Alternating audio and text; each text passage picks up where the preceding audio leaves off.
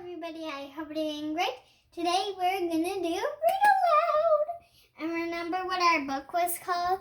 The Penguin Who Hated the Cold. Let's get started. Can you remember he sailed for days and days? Let's move on. Pablo sailed from the South Pole to the tip of South America. He checked his map. There was a line on the map called the equator. Ooh. Once he crossed that line, he would find the land of his dreams.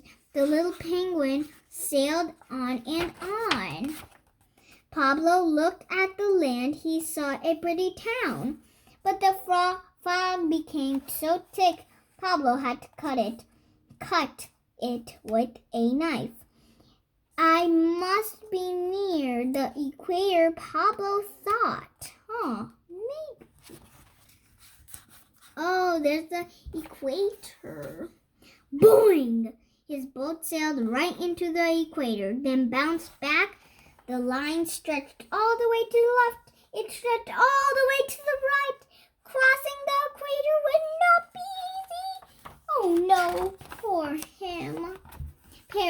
Poor Pablo.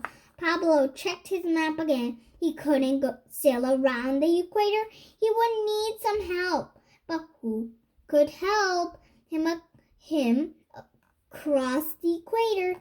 Pablo looked up. He was surprised to see the answer right next to him. It was Neptune, king of seas. The king lifted up the equator gratefully. Pablo waved his thanks, and as he sailed underneath the line, so there's Neptune, king of the seas.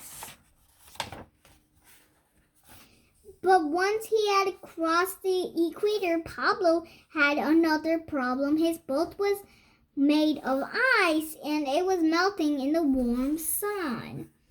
Once his boat and his igloo had melted, Pablo jumped into his bathtub, but his bathtub sprang a leak.